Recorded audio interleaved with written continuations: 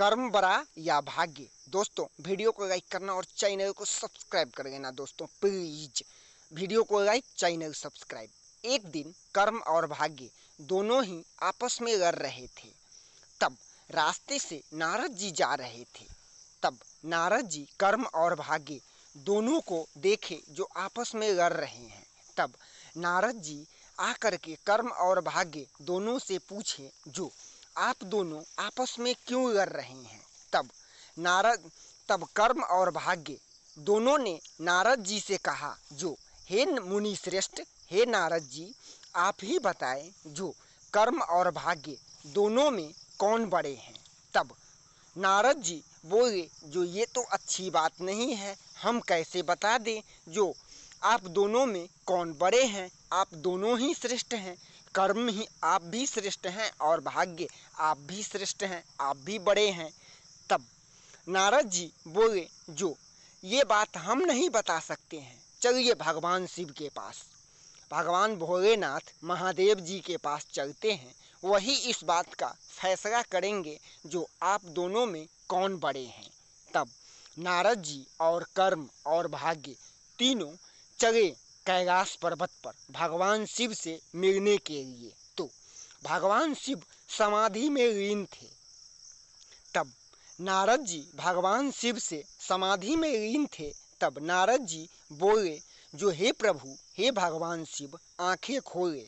तब भगवान शिव आंख खोले और नारद जी कर्म और भाग्य दोनों से कहे जो आप दोनों बोले जो आप दोनों क्यों आपस में लड़ रहे थे। तब भगवान शिव को कर्म और भाग्य दोनों ने कहा जो हे प्रभु, हम दोनों में कौन बड़े हैं, कौन श्रेष्ठ हैं। हम बड़े हैं, कर्म बोला जो हम बड़े हैं, और भाग्य कह रहा है भगवान शिव से जो हम बड़े हैं। तब भगवान शिव बोले जो इस बात का फैसला हम 11 वर्ष बाद करेंगे।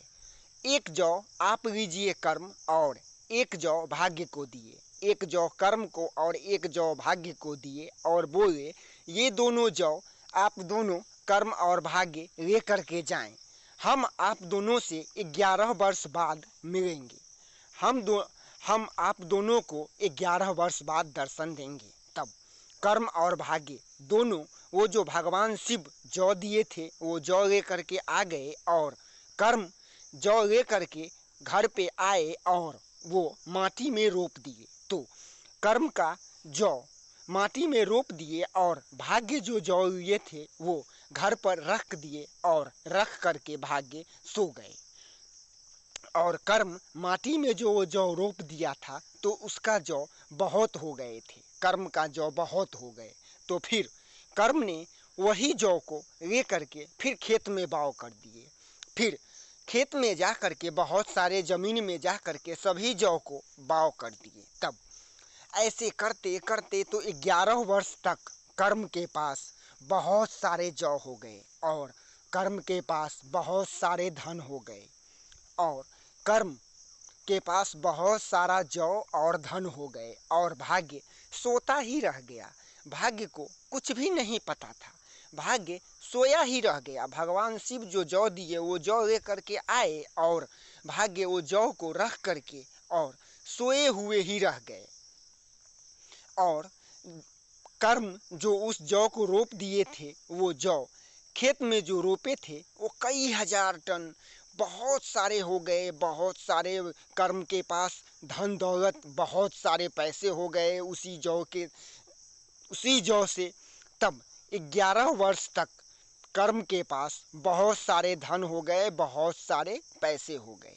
और फिर भगवान शिव एक दिन सोचे जो कर्म और भाग्य हम जो दोनों को एक एक करके जौ दिए थे सो चल के कर्म और भाग्य दोनों से मिलते हैं, कर्म और भाग्य दोनों को देखते हैं जो दोनों ने क्या किया है, वो जो हम एक एक जौ दिए थे दोनों को सो क्या किया है। तब भगवान शिव कर्म और भाग्य दोनों के पास आए।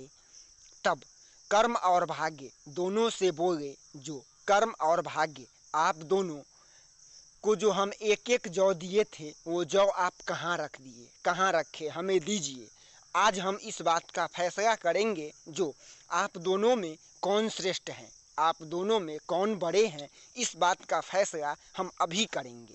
तब कर्म बोले भगवान शिव से जो हे प्रभु, आपके जौ हाथ में हम आपको नहीं दे सकते हैं, आपका जौ भंडार घर में रखा हुआ है, आपके जौ भंडार घर में भरे पड़े हैं और उसी जौ से जो धन बेचे हैं, उसी जौ से जो धन है वो भी आपके भंडार घर में भरे पड़े हैं। सो आप उसे ले जाएं प्रभु, आप उसे ले जाएं प्रभु। तब भगवान शिव बोले ठीक है, और फिर भाग्य को बुलाए और भाग्य से पूछे जो भाग्य, हम जो तुम्हें जौ दिए थे वो जौ क्या किया। तब भाग्य जो जौ गया ढूंढने, उसे वो जौ मिला भी नहीं, जो भगवान शिव जौ दिए थे वो भाग्य को जौ मिला भी नहीं। और देखा तो थोड़ा सा उसका जौ का अंश मिला, जो वो भी खराब हो चुके थे, सड़ गए थे।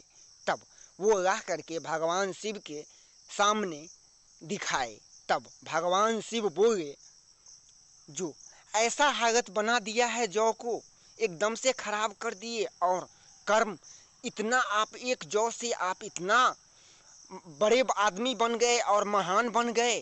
तब भगवान शिव और कर्म और भाग्य दोनों की वार्तालापें हो ही रही थी। तब नारद जी से नहीं रहा गया और नारद जी प्रकट हो गए।